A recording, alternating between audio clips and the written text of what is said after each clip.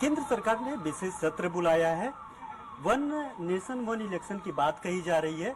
मेरे साथ बात करने के लिए बाबूराम निषाद हैं, भारतीय जनता पार्टी से सांसद है। बात करेंगे। सर, किस तरीके से देख रहे हैं इसको? मैं तो इसको बहुत सही तरीके से देख रहा हूँ कि वन नेशन वन इलेक्शन का जो विषय है उसके हमारे कमेटी के अध्यक्ष आदरणीय पूर्व राष्ट्रपति रामनाथ जी कोविंद बनाए गए हैं।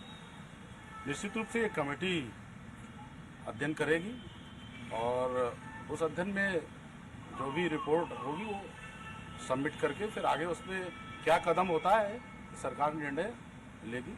देश के लिए कितना जरूरी है ये होना, क्योंकि कांग्रेस जो है, कांग्रेस कह रही है कि भारतीय जनता पार्टी और संघ जो है वो संघीय ढांचे को तोड़ना चाहती है। इसका विचारधारा ही यही है। इस कारण ये लाया जा रहा है क्योंकि पहले आम जनता थी, आम जनता के नुमाइंदे जाते थे, आम जनता के हक और हुकूक की बात करते थे।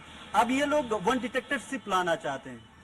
निश्चित रूप से वन नेशन वन इलेक्शन जब चुनाव होगा तो विधानसभा और लोकसभा का जब चुनाव एक साथ होगा तो निश्चित रूप से उसमें विकास और सुशासन, कानून का राज और देश की एकजुटता और देश में और स्टेट में कौन राजनीतिक दल है जो विकास के आधार पर चलेगा, कौन राजनीतिक दल है जो सुशासन और समरसता के आधार पर चलेगा, इसका भी चुनाव के दौरान डिस्कशन होगा और पब्लिक का कॉन्सेप्ट निश्चित रूप से फिर तय होगा कि नेशनल स्तर पर देश के हित में जो बात आएगी उसका गहन चिंतन, विचार, मनन होगा।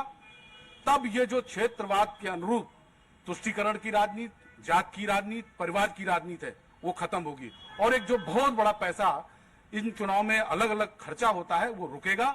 देश के विकास के लिए, देश के गरीबों के लिए पैसा लगेगा। कांग्रेस ने इस पे एक और मुद्दा उठाया है। कांग्रेस के प्रवक्ता ने अभी कुछ ही देर पहले स्वराज एक्सप्रेस से बात करते हुए कहा कि जो पूर्व राष्ट्रपति हैं वो आला कमान रह चुके हैं, संवैधानिक इतने बड़े पोस्ट पर रह चुके हैं, उसे किसी कमेटी में नहीं रखना चाहिए। ये भी इलीगल के तौर पे वो कह रहे हैं कि ये भी ठीक नहीं है।